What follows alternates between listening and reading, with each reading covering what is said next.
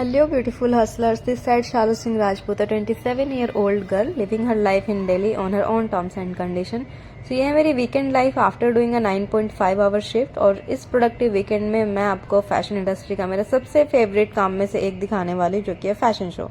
So this time I was traveling to Jaipur for Visio Campus annual fashion show where I was working as an assistant backstage manager. Fashion show का glamour तो सब देखते हैं, लेकिन उसके पीछे कितनी प्लानिंग और मेहनत होती है, अर्ली मॉर्निंग कॉल टाइम होता है, वो बहुत कम लोग जानते हैं। बेसिकली फैशन शो का जो डे 1 होता है ना, वो फिटिंग्स और रिहर्सल का नाम होता है। सो हमें 2 बजे तक पहुंचना था जयपुर, बट हमें लेट हो चुका था काफ़ी, तो हमने लंच भी रास्ते में ही किया। एंड जयपुर पहुंचने के बाद बहुत अच्छा फील हुआ, क्योंकि काफ़ी टाइम बाद जयपुर गई थी मैं। जयपुर से एक अलग ही कनेक्शन है। सो हमें फटाफट से चेक इन करना था। जैसे हम पहुंचे, हमारा जो शो लोकेशन था और स्टे था वो था होटल क्लार्क आमेर।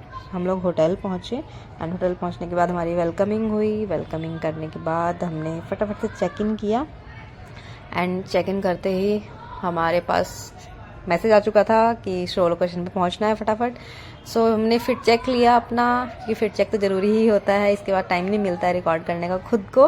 तो फिट चेक के दौरान मैंने अपना एक वीडियो बनाया एंड फिर हम सब लोग रेडी होके पहुंच जाते हैं शो के लोकेशन पे, जो कि था पूल साइड होटल में। बेसिकली आज के दिन में फिटिंग्स में हम ये डिसाइड करते हैं कि कौन सा आउटफिट किस मॉडल को पहनना है और रिहर्सल करते हैं। तो सर ने पहले एक सीक्वेंस की रिहर्सल करा दी, जब तक कि डिज़ाइनर्स अपने आउटफिट सेट कर रहे थे। तो उसके बाद हम कलेक्शन के सीक्वेंसेस बनाए जाते हैं, किस डिज़ाइनर का कलेक्शन किस ऑर्डर में रैंप पर जाएगा, कौन सी एंट्री कब होगी और मॉडल्स को कब सिर्फ वॉक करना है, या कलेक्शन के कॉन्सेप्ट के अकॉर्डिंग कोई परफॉर्मेंस या ड्रामा क्रिएट करना है।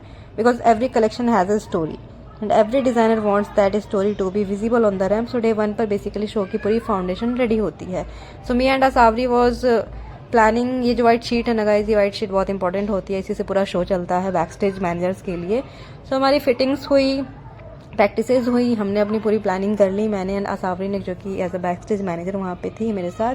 सो after all the fittings models तो फ्री हो जाते हैं, थोड़ा हमने टाइम स्पेंड किया साथ में। फिर उसके बाद हमारा जो बैक स्टेज टीम होते हैं और डायरेक्टर होते हैं, हमारा काम फिर भी नहीं ख़त्म होता। सो आई थिंक 1 बज रहे थे और सर म्यूज़िक डिसाइड कर रहे थे, और भी कुछ मॉडल्स थी हमारे साथ। सबको भूख भी लग रही थी टाइम टू टाइम, तो सब कुछ ना कुछ ऑर्डर किए जा रहे थे। खाते पीते हमने म्यूज़िक डिसाइड किया, विजुअल्स रेडी किए जो एलईडी स्क्रीन पे चलते हैं, आपने देखा होगा। तो सब करते करते आई थिंक 4 बज चुके थे, और किसी को पिज़्ज़ा खाने का मन किया, सो पिज़्ज़ा भी ऑर्डर किया हमने। मैं जाके पिज़्ज़ा लेके आती हूँ। और ऐसे करते करते 4 बज गए और सुबह 7 बजे का कॉल टाइम था, तो मुश्किल से 2 से 3 घंटे मिले थे सोने के लिए। सो मैं पिज़्ज़ा खाया, लोगों ने, टाइम पास हुआ। मैं फिर 4 बजे निकल जाती हूँ सोने के लिए।